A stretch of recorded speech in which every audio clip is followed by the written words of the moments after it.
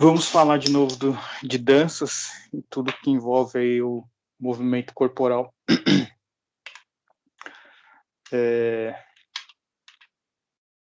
Vamos lá. Começando pela consciência corporal, postura e eixo.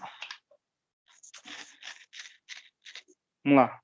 Esquema corporal, imagem corporal e equilíbrio. Isso são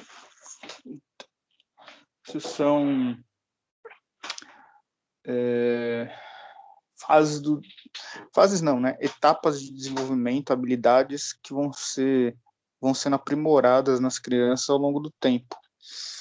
Então, elas começam mais simples e vão evoluindo até a fase adulta. Esquema corporal, vamos lá. Consciência adquirida pelo homem do seu próprio corpo como meio de comunicação consigo mesmo e com o mundo e com o meio exterior. Então, esquema corporal é o uso do corpo para interação com alguma coisa ou com alguém, um ambiente, pode ser pelo tato, enfim, qualquer coisa. Qualquer contato que você faz com alguém ou que você faz para ser percebido por alguém, quando tem alguma comunicação, uma apresentação, uma representação, certo? Crianças até 3 anos, o esquema corporal é chamado de corpo vivido. O que seria esse corpo vivido? Ela vai fazendo as coisas, simplesmente vai fazendo as coisas e não tem uma memória para aquilo que ela está fazendo. Então ela simplesmente faz. Aí dos 3 aos 7, aí já muda para o corpo percebido. Lembrando de novo, que é uma evolução, desenvolvimento do corpo. Então ele vai aprimorando de um para o outro. Depois do corpo percebido, a criança começa a ter algumas memórias daquilo que ela faz e do que acontece com ela. Então, assim, ela tem já, vamos dizer, entre aspas, algumas experiências de vida. Se você falar para ela, não pega aí que você vai se machucar. Talvez ela já tenha se machucado uma vez, e aí ela vai lá e não vai fazer aquilo. Por quê? Porque ela já percebeu aquilo.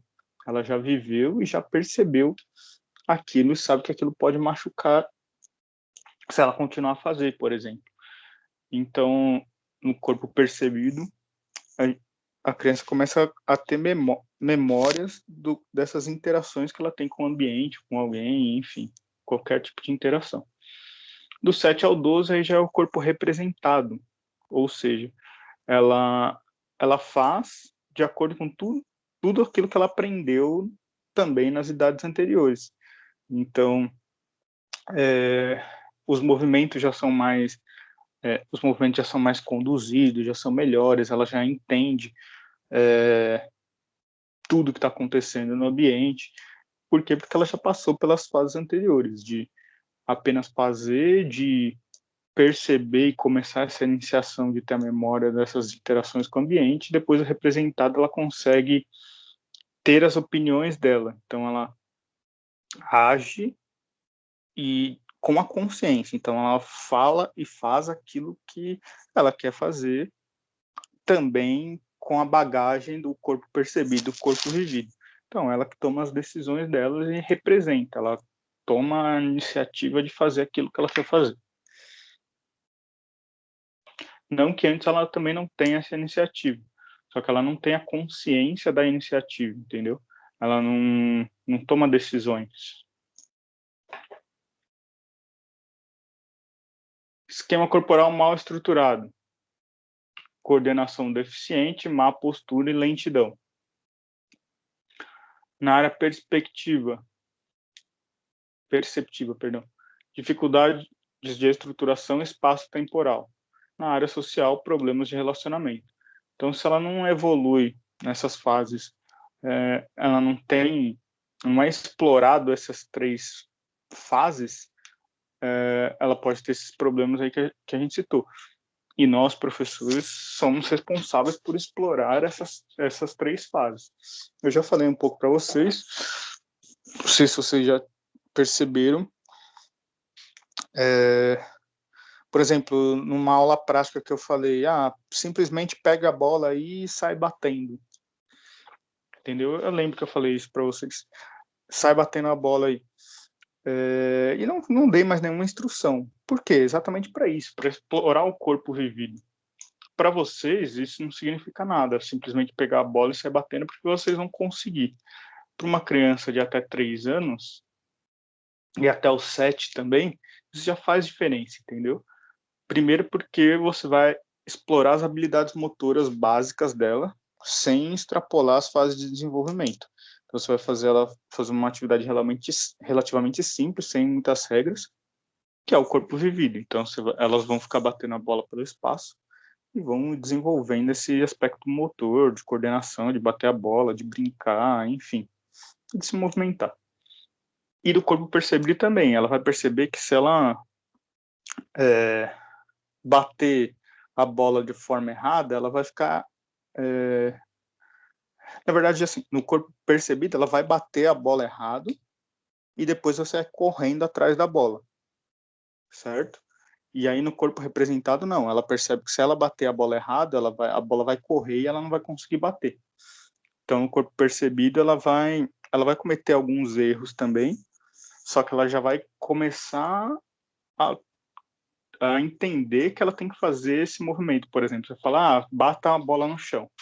Ela vai começar a entender que ela tem que fazer esse movimento de bater a bola no chão, mas talvez ela não consiga fazer da forma correta. Isso é o corpo percebido. O representado, ela vai lá e faz mesmo, batendo a bola no chão. Então, essas são as três diferenças aí da fase evolutiva. Agora vamos mudar para outro aspecto, que é a imagem corporal. Como cada um representa o próprio corpo para si mesmo. Então, a imagem corporal é como você se percebe. Imagem mental que o indivíduo constrói do próprio corpo. Então, isso também para adultos pode ser bem relevante. Não muito, né? Porque existe padrões de beleza, né, que a sociedade impõe, tem que ser magrinho, tem que ser forte, não pode ter varizes, estrias, não pode ser molenga, enfim. A sociedade impõe alguns modelos de que o corpo tem que ser perfeito. Talvez para isso que importa na fase adulta. Mas para a criança, ela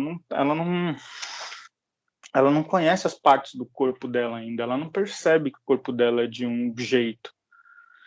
E essa imagem corporal ela vai evoluindo ao longo do tempo. E é como você percebe seu corpo. Por exemplo, a moça que está magrinha, e aí ela olha no espelho e se acha gorda ainda. Lógico que essa imagem está um pouco exagerada, mas a maioria das pessoas costumam ter esse sentimento de olhar o próprio corpo no espelho e achar que está sempre um pouquinho mais gordinha, né? Imagem corporal negativa é a percepção distorcida de sua forma. Você percebe partes do seu corpo diferente de como eles realmente são. Aí algumas doenças aqui: anorexia, bulimia e vigorexia. Anorexia é uma pessoa muito magra, né?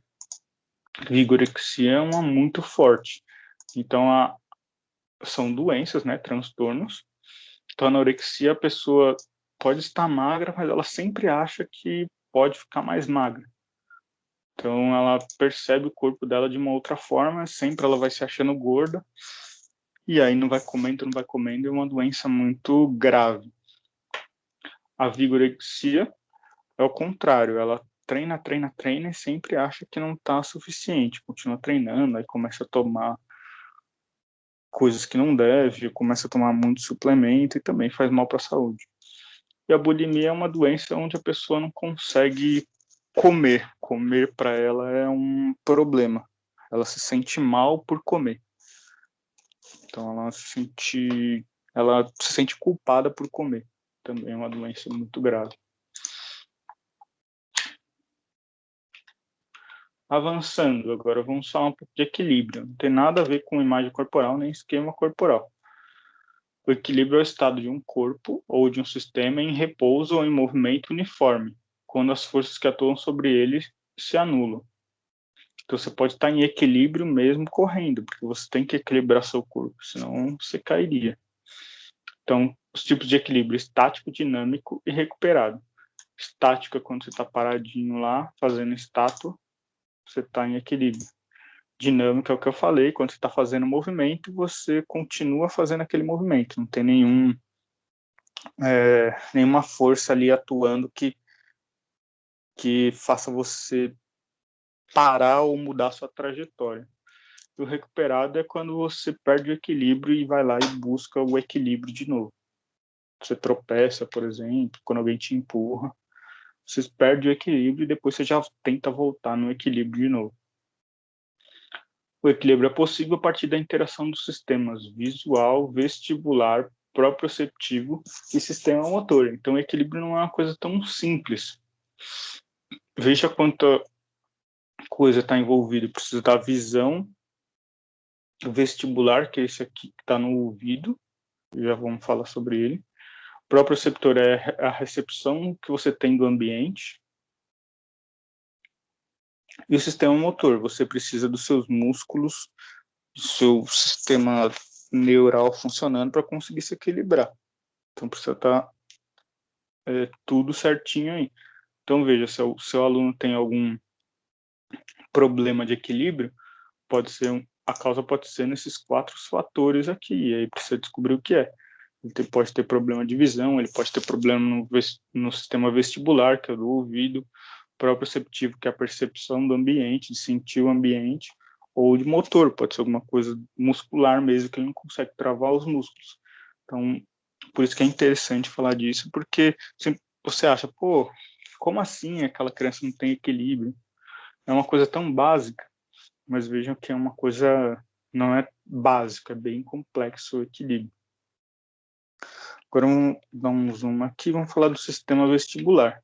O sistema vestibular é um sistema complexo também, que está dentro do nosso ouvido, que faz a gente, que participa do equilíbrio também. Então, é uma das funções é equilibrar o corpo. Então, ele está dentro do ouvido aqui, e ele tem esses canais aqui, como se fossem uns caninhos. E tem líquido dentro dele. Tem um nervo aqui também. Então, ele tem todas essas partes aqui, e dentro dele o líquido se mexe e faz a gente se equilibrar. Se o líquido vem um pouco para baixo e para o lado, a gente já sabe que está desequilibrando, e aí a gente vai lá e procura o equilíbrio de novo. Então, ele é bem, vamos dizer assim, ele é complexo, né, porque ele tem várias estruturas, mas ele funciona de uma forma meio simples, que é dois líquidos dentro de 2 canais.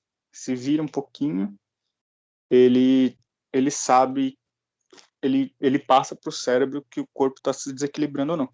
Vocês já viram esqueci o nome daquele negócio, que é verdinho e tem uma bolinha no meio, que é para você ver se está nivelado ou não, é uma ferramenta. É um medidor de nível. Isso. Conheço sim. Então, o sistema vestibular é exatamente aquilo. Fica um líquido dentro e aí se balança, ele balança o líquido que está dentro também. Então, é isso que eu queria falar sobre o equilíbrio. Sistema bem complexo.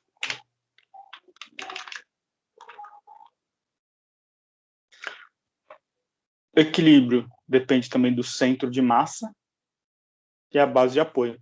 O centro de massa, para haver equilíbrio, isso é física, né? Não sei se vocês ainda lembram da escola. Para que uma coisa esteja em equilíbrio, ele precisa que todas as forças estejam em sentidos opostos, a força tem que ter a mesma direção e sentidos opostos. Então, elas têm que se igualar e ficar igual a zero. Ou seja, se eu empurrar alguma coisa, por exemplo, vou empurrar a caneta aqui ela está em equilíbrio, ela está parada. Para eu desequilibrar ela, eu preciso empurrar. Então, a força que eu estou aplicando aqui desse lado é mais forte do que a força que está para este outro lado aqui. Então, a força que eu estou fazendo vence a outra força e aí tem o desequilíbrio. Então, o centro de massa é isso. Não só isso. Na verdade, o centro de massa está envolvido por distribuir o peso de forma diferente e aí eu vou desequilibrar. Então, eu estou aplicando a força aqui e aí ele está ficando mais pesado aqui. Igual o medidor do nível também. Imagine que tem uma bolinha aqui no meio, certo? Aí eu vou aplicar uma força aqui, eu vou desequilibrar, aí a bolinha vai vindo para cá. Aí vai ficando mais pesado aqui em cima e eu vou desequilibrando. Então, o centro de massa é o ponto onde todas as forças estão se equilibrando, se igualando e deixando aquele corpo em equilíbrio. Se alguma força atuar sobre ele, esse centro de massa vai se deslocar. Antes ele estava aqui no meio, sempre é no meio, né? Porque tem que ficar o peso igual, de cima e o de baixo. Uma força atua e eu vou deslocando esse centro de massa e aí vai ficando mais pesado. O nosso corpo tem um centro de massa também. Não sei se dá para ver.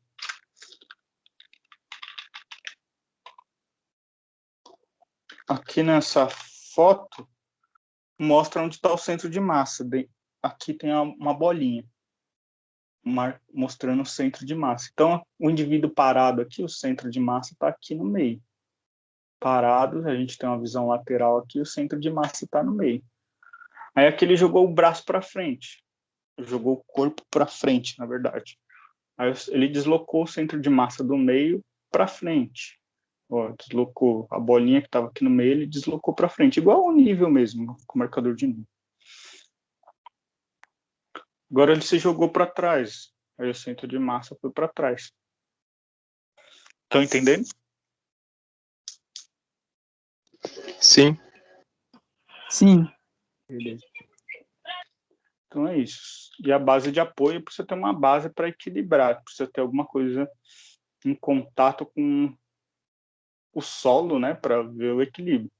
Ou um de ar, né, por exemplo, que o avião e o helicóptero eles estão em equilíbrio, só que eles não estão no chão, porque ele faz tanta força que ele fica deslocando o centro de gravidade o tempo todo para o meio dele para manter ele no ar. A asa também faz isso, a asa do avião mantém o centro de gravidade lá no meio onde está o avião. Então vem vento de um lado do outro, aí levanta. Se igualou, está em equilíbrio.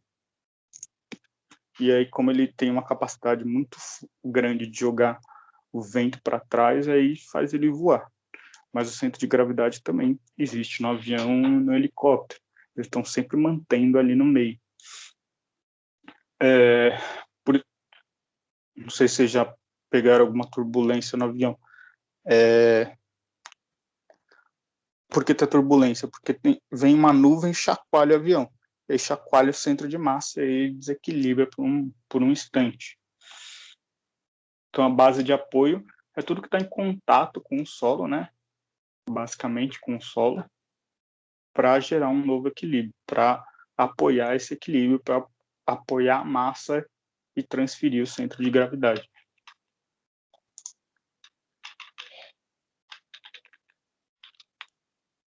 Terminamos o equilíbrio, agora vamos para a lateralidade e o ritmo. Lateralidade é simples, é a noção de direita e esquerda, a aptidão para controlar os dois lados do corpo, junto ou separadamente. Entender que o corpo tem dois lados e a gente mexe conforme a gente quer. Ó, tô mexendo alternado aqui, porque eu tô mandando esse fazer de um jeito, esse do outro. Então, entender que o corpo tem dois lados, tem direita e esquerda, e dá para mexer eles juntos ou separados.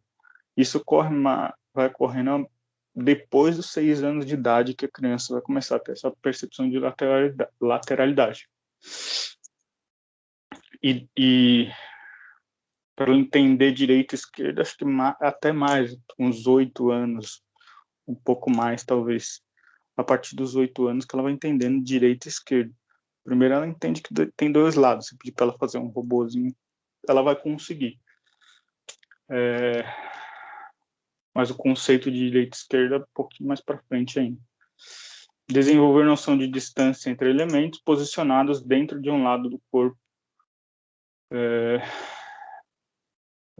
Desenvolver noção de distância entre elementos posicionados tanto de um lado do corpo como do outro. Então, é simplesmente entender que tem os dois lados. Ó, toque em um, toque em outro. Antes disso, ela usa o corpo como um todo. Divisão, homogênea. Escrever, chutar uma bola. Cruzada, escrever com a mão esquerda, mas chuta com a perna direita. Ambidestro, chuta e escreve com ambos os lados.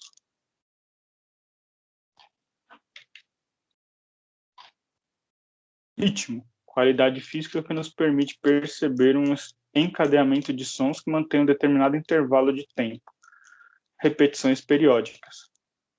Então, tudo aquilo que tem uma repetição sonora, né, é chamado de ritmo. Movimentar o corpo em ritmo musical, a gente já fez, sozinho ou com um companheiro. Exploração de possibilidades espaciais e articulares, já fizemos também.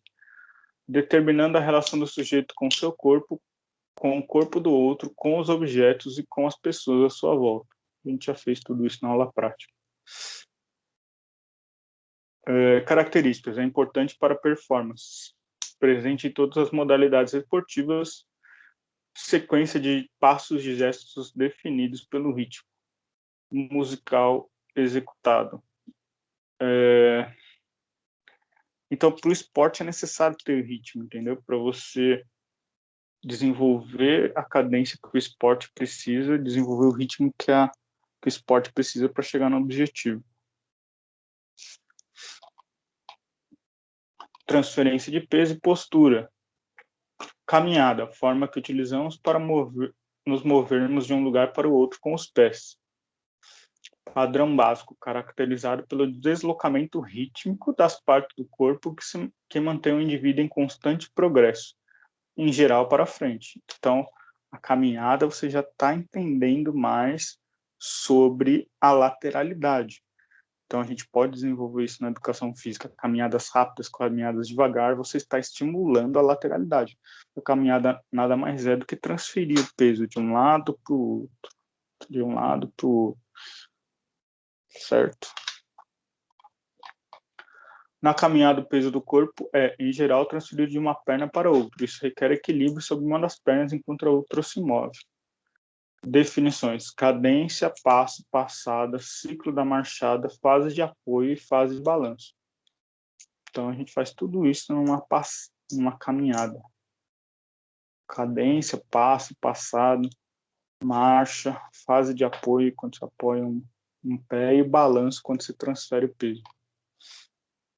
Ó, tô falando aqui. Transferência de peso é o elemento chave para conseguir equilíbrio, agilidade, elegância e graciosidade nos movimentos. Desenvolvimento mental, físico, autodisciplina, força muscular e prática frequente são elementos chaves que precisam ser dominados. Possibilidades: trabalhar a transferência de um pé para o outro e caminhar com a ponta dos pés. Então, quanto mais você estimular essa transferência de peso, mais vai estimulando tudo que a gente falou até agora. O ritmo, a consciência corporal, o esquema corporal, lateralidade e equilíbrio. Não vejo com a simples caminhada tudo que a gente desenvolve neles, atividades que contenham caminhada. Mas você tem que fazer, não pode ficar fazendo só jogos e brincadeiras, entendeu? Porque senão eles vão fazer essa caminhada e não vão perceber que eles estão caminhando. Você precisa fazer movimentos conscientes, mostrar para eles a caminhada, um ritmo. Igual eu fiz com vocês. Caminha rápido, caminha devagar. Caminha sobre a corda. A gente fez também. Enfim, dá para explorar um monte de coisa. Dá para pôr bambolê, dá para pôr o banco. A gente fez saltando o banco, mas dá para andar em cima do banco. Enfim, tem que explorar isso bastante, porque olha todos os benefícios, tudo que a gente falou até agora.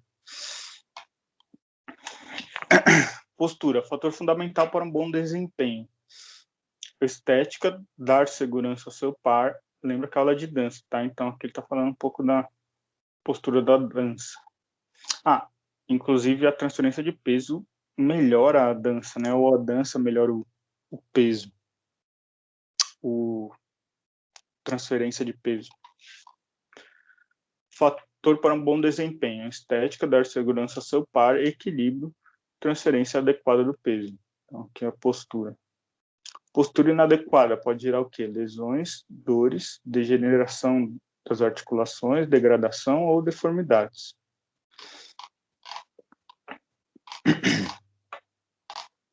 Consciência corporal. Vamos lá, deixar essas perguntas aqui.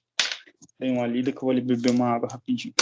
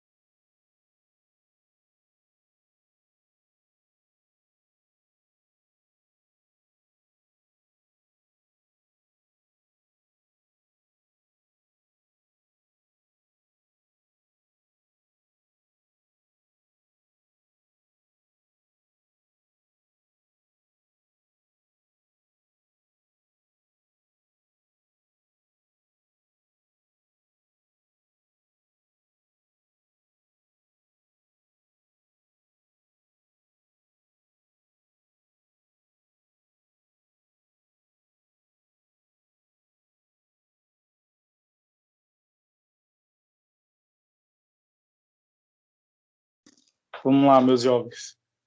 Estão aí? Sim. Sim, professor. Vamos falar agora sobre...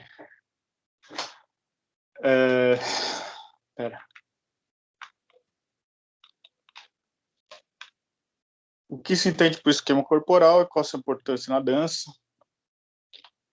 Do que depende o equilíbrio, a que se refere à lateralidade, e que o ritmo pode influenciar nos três itens anteriormente mencionados.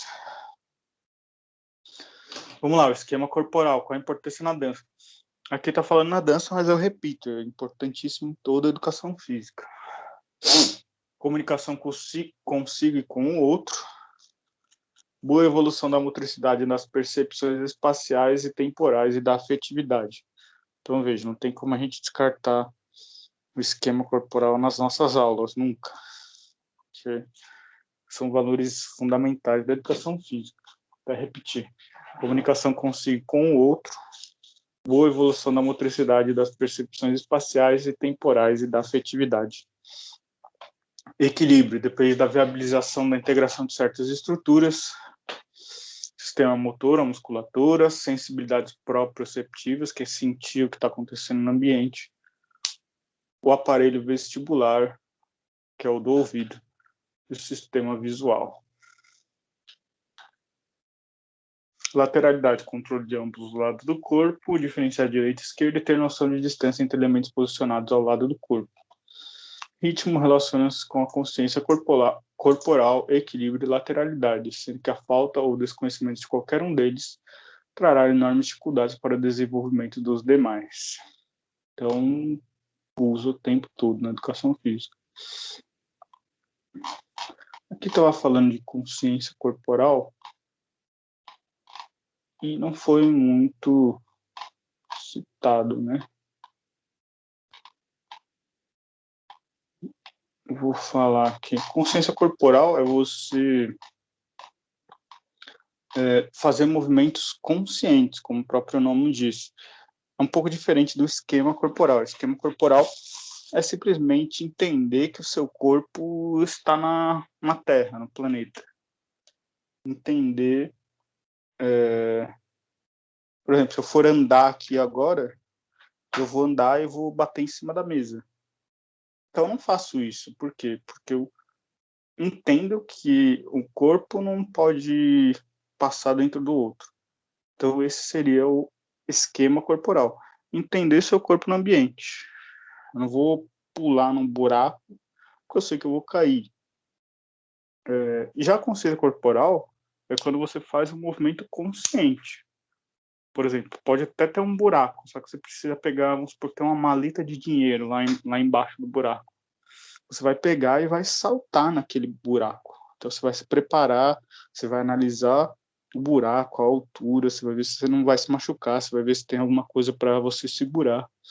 Então, consciência corporal é um pouco diferente do esquema corporal.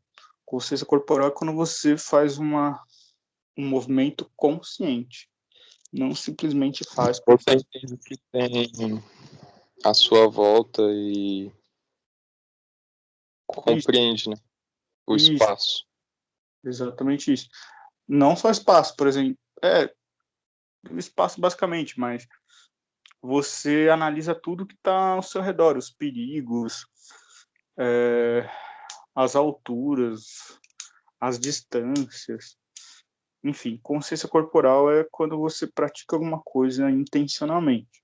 Eu posso jogar a bola de basquete para a cesta de qualquer jeito, ou eu posso pegar e fazer uma arremesso do basquete, que eu tenho mais chance de acertar.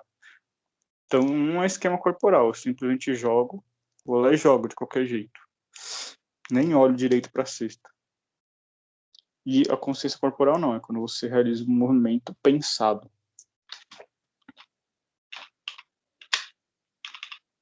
Orientação temporal, orientação espacial, coordenação motora, percepção sinestésica. Também importantíssimo.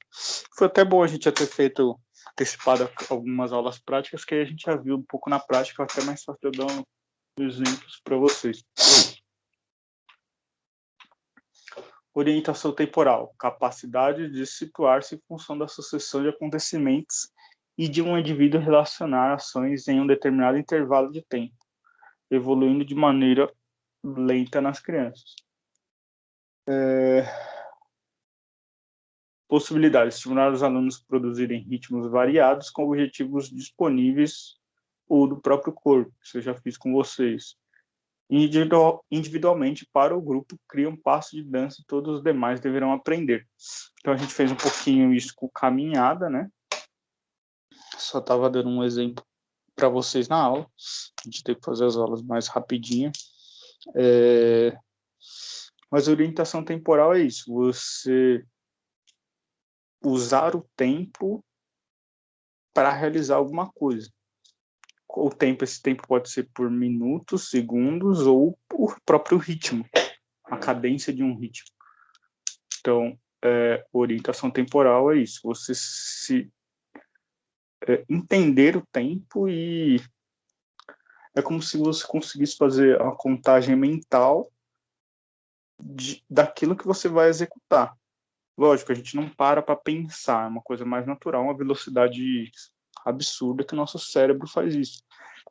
Mas, por exemplo, se eu falar para vocês, vão andando no ritmo das minhas palmas, vocês que são adultos vão conseguir. Mas as crianças não, porque elas não têm formado essa orientação temporal ainda. Para vocês foi muito fácil, vocês praticamente não erraram. Enquanto eu batia a palma, vocês caminhavam ou corriam. A gente fez isso 2 vezes. Mas para a criança, não, ela não está com isso desenvolvido. A gente precisa estimular. E aí a dança é importantíssima para isso também. Pode fazer elas dançarem no ritmo da música, ou imitar animais dançando no ritmo da música. Eu fiz com você para imitarem animais, mas você pode fazer para eles imitarem animais dançando no ritmo de uma música. Então, veja, eu falei para vocês dançarem, né, como se fosse um animal. Eu não lembro se eu tinha colocado música ou não. Mas, enfim, dá para estimular aí com eles. Quanto mais você estimular, mais desenvolvido eles vão ter na fase adulta. Orientação espacial, aí já é diferente. É o conhecimento e domínio do espaço externo do corpo, referindo-se à maneira como o indivíduo se localiza no espaço, estando intimamente ligada à noção de lateralidade e direcionalidade. Então é isso, é de não esbarrar em nada que está no ambiente, por exemplo. Que você entende que seu corpo está ocupando um espaço e que aquele objeto está ocupando o outro. Então, por exemplo, toda vez que eu passo a mão aqui na frente, eu uso a tela do computador com os slides, que é maior, sou cego, né?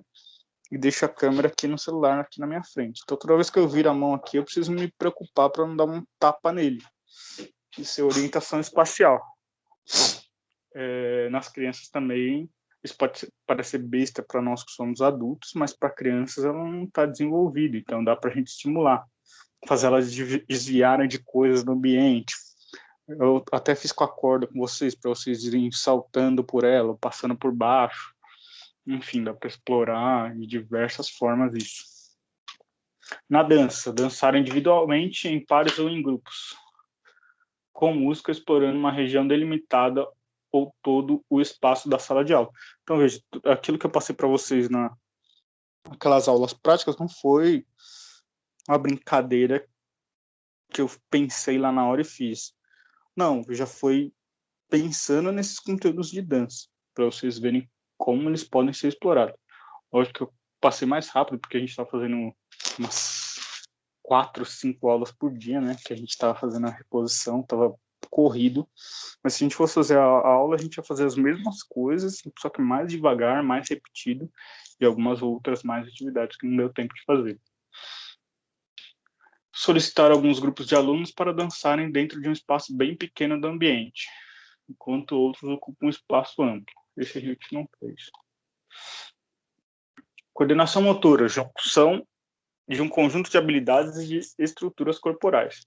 Então, coordenação motora é fazer nada mais é do que você fazer um movimento complexo, onde você junta várias habilidades para fazer, de várias partes do corpo. Pré-requisitos para o desenvolvimento da coordenação motora. Experiência adquirida. Então, o aluno precisa ter feito processos básicos antes. Ele precisa primeiro aprender a correr, primeiro precisa aprender a bater a bola parada, para depois aprender a bater a bola correndo, por exemplo. Você precisa de experiência, ele precisa estar desenvolvido para aquilo, para aquele movimento básico, junto a movimentos básicos da coordenação motora. Informação sensorial. Então, ele precisa sentir o que está no objeto, o que está no ambiente. Ele precisa sentir o objeto, sentir onde está a cesta. Imagina, não daria para fazer nada disso de olho vendado, por exemplo. Porque ele precisa das informações ali. Visuais, né? Quando a gente for ver esportes adaptados, aí a gente vê que a gente pode desenvolver outras informações sensoriais sem ser só a visão. A gente viu até isso na mímica, por exemplo. A gente queria passar uma informação, mas sem emitir sons. Então, é uma informação gestual. Tem diversos tipos de informações sensoriais. Mas para coordenação motora, vamos dizer assim, uma condição padrão, precisa dessa informação sensorial da visão. Capacidade intelectual, ele precisa entender aquilo que ele está fazendo. E antecipação, ele precisa pensar antes do que ele vai executar.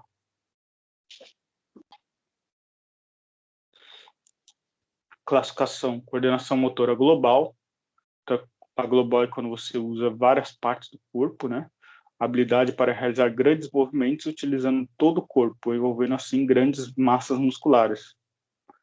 Por exemplo, um salto em altura. Para fazer um salto em altura, por exemplo, ela usou basicamente todos os músculos do corpo para fazer esse salto aqui. Já a coordenação motora fina, a capacidade para a realização de movimentos mais específicos, utilizando os pequenos músculos. Então, que o moço está tocando piano e cantando ao mesmo tempo. Então, ele precisa da coordenação fina, da precisão, para mexer, para ter aquela precisão perfeita para tocar lá as teclas. Porque se a gente olha assim e não entende, a gente acha que é impossível, de tanto botão que tem. Fora os pedais, e ele está cantando ainda. Então, por exemplo, um atirador de tiro esportivo, ou de arco e flecha, por exemplo, ele não usa muitos músculos, ele está paradinho lá, ele precisa da precisão dele para acertar no alvo. Então, é uma coordenação motora fina, precisa mais de precisão. E a global é quando faz grandes gestos, um arremesso de handball, um contra-ataque do futebol, do futsal, por exemplo, sai correndo e mexe quase o corpo inteiro. Percepção sinestésica, a capacidade em reconhecer a localização espacial do corpo, sua posição e orientação, a força exercida pelos músculos e a posição de cada parte do corpo em relação às demais, sem utilizar a visão. Agora sim é sem a visão. Então, seria qualquer movimento que você faz que você sabe o que você está fazendo, que você tem movimentos mais automatizados, você já controla tanto aquela situação que você não precisa da visão. Por exemplo, um jogador de basquete da NBA, ele é tão treinado, que se você colocar ele num lugar lá, coloca ele na quadra, deixa ele ver uma vez e depois você fecha o olho dele, ele tem aquele movimento tão treinado, aquele gesto muscular tão treinado, que talvez ele acerte ou chegue bem perto da cesta. Então ele não precisa da visão, porque ele é muito treinado para aquilo, precisa de muita experiência. Então você reconhece que seu corpo está ali, aí o cérebro faz o desenho ali, faz um mapinha de tudo que está em volta, e ele faz. Grandes jogadores de futebol também conseguem perceber, fazer um chute que o goleiro nem se mexe. Por quê? Porque ele não precisa olhar para onde ele quer bater, ele entende toda aquela situação ali e consegue fazer o gesto. Enfim, isso para um monte de coisa. Dirigir, por exemplo, eu já usei esse exemplo. Eu não fico olhando lá os pedais que eu vou pisar, não preciso ficar olhando nos pedais. Eu já entendo, aquilo foi repetido tantas vezes que eu entendo qualquer coisa. São só 3 também, né? Não tem como você errar muito. No começo você erra, quando você está aprendendo a dirigir, te dá uma embananada ali, mas depois você vai aprendendo, vai criando a experiência, que você não precisa ficar olhando lá. No câmbio é a mesma coisa. No começo você dá uma olhadinha aqui, depois você vai tudo no automático. A percepção sinestésica é isso. Consciência, sentido pelo qual você tem percepção dos movimentos e dos movimentos corporais. Aquelas ginastas que a gente viu de ginástica rítmica, elas têm os movimentos muito ensaiados. Dificilmente você vai ver uma fazendo lançando a bola, por exemplo, errada. Ela não vai errar aquilo, ela não precisa mais de dar nenhuma comando especial para o corpo dela, ela já sabe exatamente o que tem que fazer. Planos e eixos, de novo. A gente vai ouvir falar bastante disso durante esses 4 anos. O corpo está em movimento quando ocupa posições sucessivas no espaço, em geral, impulsionado por uma força. Isso eu já falei hoje. Seu corpo só não está fazendo uma força para mudar de plano quando a gente está paradinho aqui. Se eu executo algum movimento, eu já apliquei uma força e mudei de plano. Certo? Planos corporais, superfícies planas imaginárias que tocam ou dividem o nosso corpo. Eixos são linhas imaginárias que vão do centro de um plano ao centro de outro plano. Então, vamos lá. Olha o plano aqui, ó, como se cortasse o corpo aqui, fatiasse ele no meio aqui, o plano sagital, divide o corpo em direita e esquerda, certo? Plano coronal, finge que isso aqui é uma guilhotina, ela cortou o bonequinho aqui. Plano coronal divide o corpo em anterior, que é a frente, e posterior, que é atrás. Plano transversal, cortou o bonequinho aqui no meio também. Divide o corpo em superior e inferior. Então, sagital, direita e esquerda. Coronal, anterior e posterior. Transversal, divide em superior e inferior. Fácil. Agora os eixos. Eixos que tocam os planos diferentes. Longitudinal ou céfalo-podálico, sagital ou ventrodorsal. Aí os eixos é quando você já faz um movimento, né? Na verdade, é a relação entre os planos. Por exemplo, heteropolares é da cabeça até os pés, ele está dizendo aí. Chama eixo longitudinal. Da cabeça até o pé. Ou sagital, o ventro para o dorso, da frente para trás. Então, por exemplo, se eu fizer uma flexão aqui, eu estou fazendo um movimento longitudinal, certo? Eu estou mexendo da cabeça em direção ao pé. Então, isso é um eixo. Ou sagital ou vetrodorsal. Quando eu giro meu corpo aqui, se eu dou um giro, eu estou fazendo esse movimento no eixo heteropolar e de giro, no plano sagital. Aí já é um pouco mais difícil.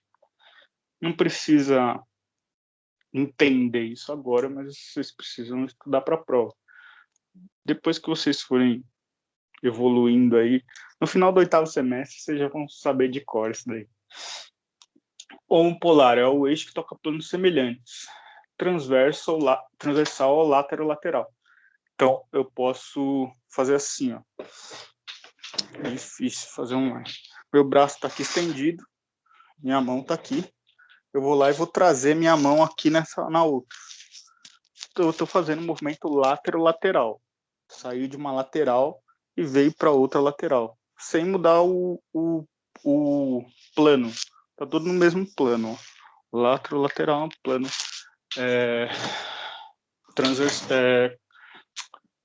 coronal. Deixa eu ver se eu esqueci de alguma coisa. Então, heteropolares quando muda o eixo. Então, num giro, por exemplo, eu estou saindo de um plano e indo para outro. No homopolar, eu estou no mesmo plano.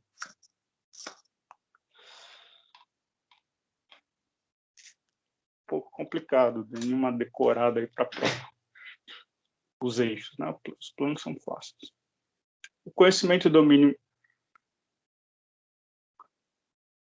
pelo bailarino das possibilidades de colocação desses planos e eixos são importantes para o bom desenvolvimento da dança. Então, assim, é lógico que o bailarino ele não vai pensar o plano e o eixo que ele está fazendo, mas o professor pode melhorar algum movimento caso esteja errado.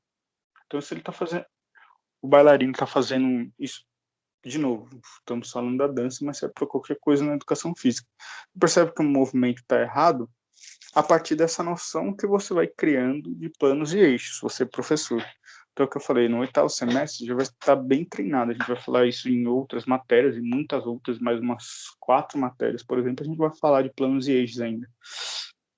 Então, você vai entender que o movimento pode estar dando errado ou sendo executado de forma errada quando você começa a perceber que os eixos está saindo muito de um eixo ou de outro. Vamos lá, mais consciência corporal, intenção, condução, indução ou sincronismo. Tudo isso que a gente está falando são conceitos de consciência corporal, como eu falei para vocês. São todos movimentos conduzidos, movimentos intencionais, diferente do esquema corporal, que são movimentos simples, sem ser conduzido. Então, orientação espacial, coordenação motora, percepção sinestésica, planos e eixos.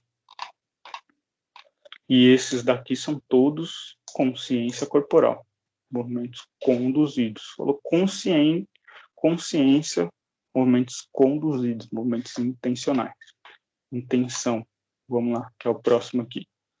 Intenção, o que se pretende fazer, propósito, plano, ideia. Aquilo que se procura alcançar conscientemente ou não. Desejo, intento. Então, por exemplo, por que tem esse ou não aqui? Se faz, tem uma intenção de fazer e não tem? Na verdade, é quando alguma coisa não, o objetivo não acontece da forma que você estava planejando, mas você chega no objetivo. Por exemplo, você quer chutar uma bola de um jeito, e você chuta de outro e faz um baita de um golaço. Ou você faz um arremesso, você está cansado já foi a aula inteira, aí você vai lá fazer um arremesso só para se livrar da bola, vai lá e faz a cesta, a mesma coisa. Então você tem a consciência, você tem uma intenção ali, mas você pode não estar tão intencionado para fazer aquilo. É popularmente chamado de cagado, né? Perdão pela palavra. Mas Tem a intenção de uma coisa, mas faz outra, no caso. ou você não tem nem intenção nenhuma mesmo, entendeu? Você faz por fazer e acaba conseguindo chegar no objetivo. Uhum. Você joga uma bolinha de papel lá da última cadeira lá da classe. Você vai tentar acertar, lógico, mas a chance de você errar também é muito grande, mas acaba entrando, por exemplo. Então você pode ter intenção ou não de fazer aquilo. A intenção de chegar no objetivo, né? Na verdade. A intenção você tem. É algo interno, está relacionado à vontade. Na dança, a intenção origina duas ações, condução e a indução.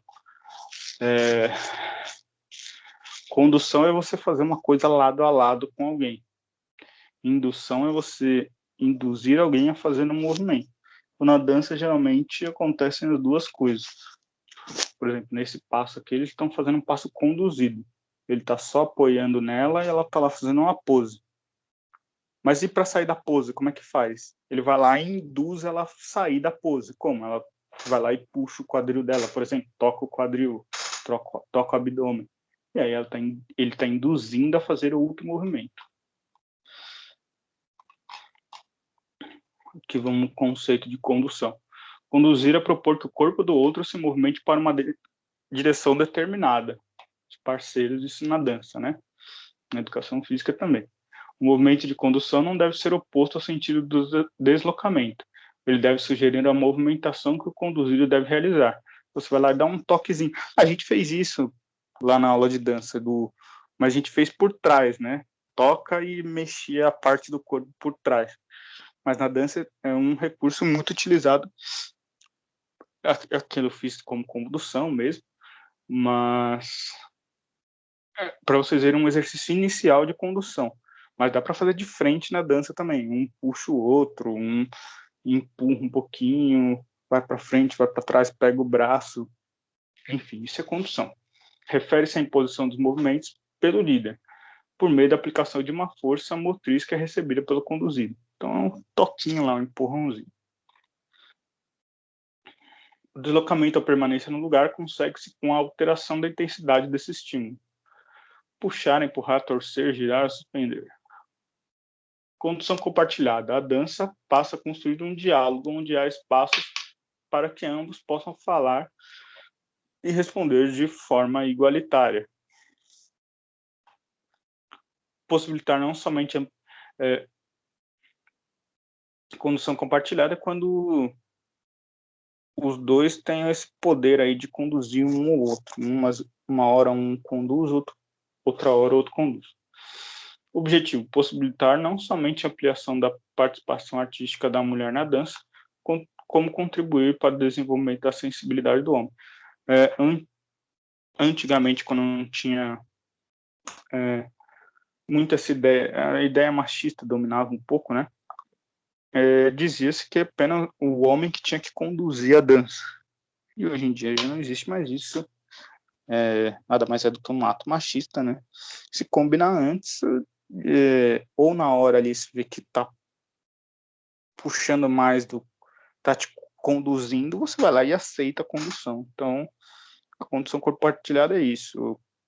Determina-se qual dos dois vão conduzir ou perceber que o outro está conduzindo e aceitar a condução. Indução. O líder induz a realizar o parceiro a realizar um movimento como um movimento do próprio corpo, do líder. O parceiro acompanha de forma natural, leve e suave. Trabalha principalmente a ausência da força. Pode ser exercida por meio de jogos, brincadeiras ou atividades lúdicas. A indução é aquele movimento em que os dois precisam participar. Então, um se posiciona e o outro vai lá e executa o complemento daquele movimento. O giro é o mais comum, né? Você pega o braço aqui de alguém, ela já sabe que tem que girar. Não precisa ir lá e rodopiar a pessoa. Você pega o braço, ela já sabe que tem que girar. Então, essa é a indução, quando os dois, um inicia o movimento e o outro complementa o movimento. Sincronismo, estado ou condição de dois ou mais fenômenos ou fatos que ocorrem simultaneamente. Na dança, a sincronia de movimento é de extrema importância, principalmente quando dançamos a dois ou em grupo. Implica diálogo, comunicação e integração. Então, o sincronismo é quando todo mundo vai fazer o movimento ao mesmo tempo, né? Então, precisa de treinamento. Inteligência sinestésica.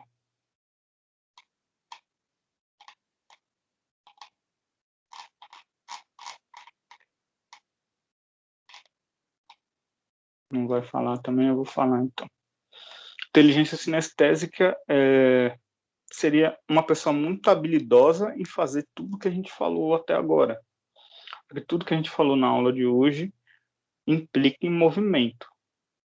Então, uma pessoa que consegue fazer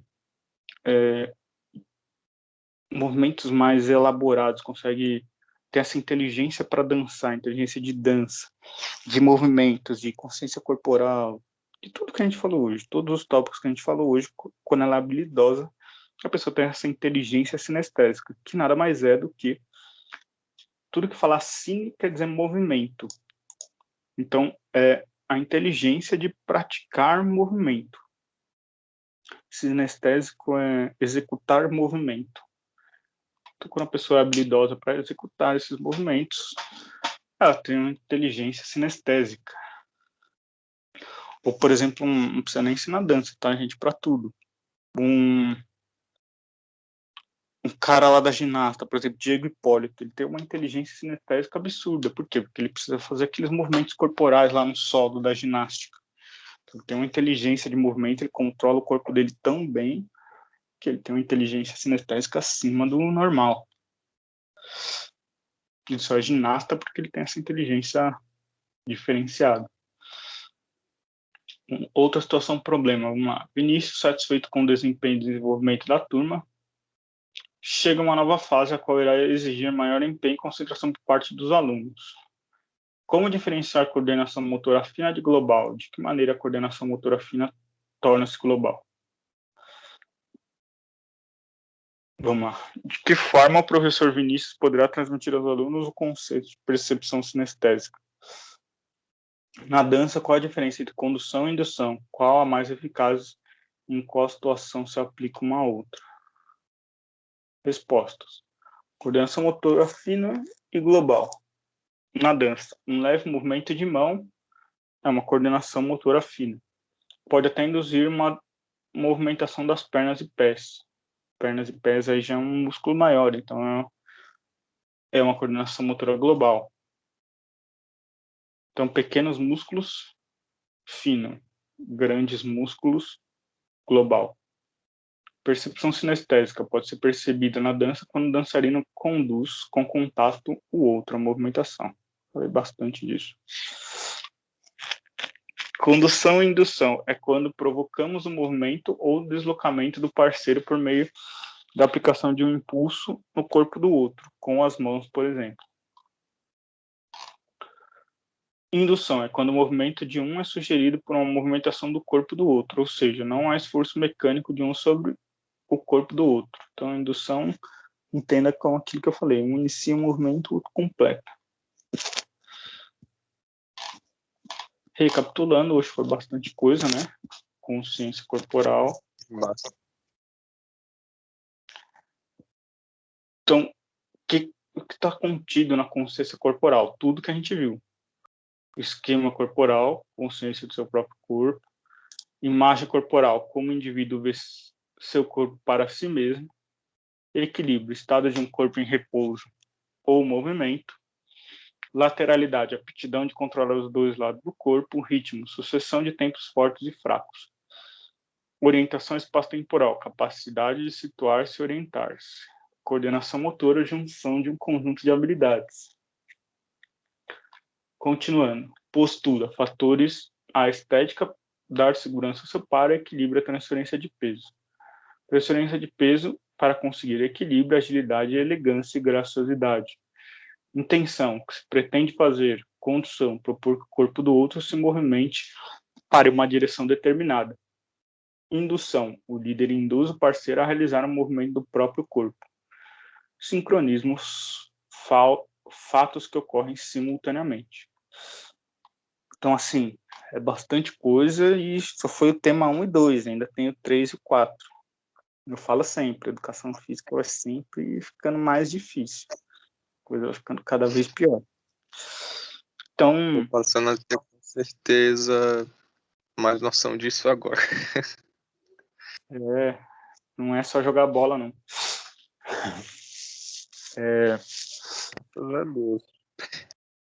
Infelizmente, né? Então, assim, Eu dou graças a Deus porque eu não gosto de jogar bola. tentem não deixar para estudar isso depois. Aproveita agora que eu falei com vocês. Tenta estudar um pouquinho isso aí, que não é muito fácil, não. Essa matéria aí tem muita DP. Parece que é fácil, mas é bem difícil. Eu gravei essa aula aqui e eu vou passar o link lá no grupo também, se vocês quiserem ouvir eu falando de novo enquanto vocês estudam. Ok. Beleza? Tem alguma dúvida aí que vocês queiram tirar? Tudo certo? Sobre a aula de hoje, acho que não, professor. Sobre o retorno das aulas presenciais, professor, alguma novidade? Nada, né? Estamos sem previsão ainda. Beleza. Então é isso, meus queridos. Estudem, que não é fácil, não. Tirem umas horinhas aí para se dedicar a isso. Beleza? Beleza. Beleza, professor. Valeu por hoje aí. Boa noite. Valeu, boa noite. Todo mundo dorme com Deus aí. Boa semana. Valeu, até mais. É nóis, valeu.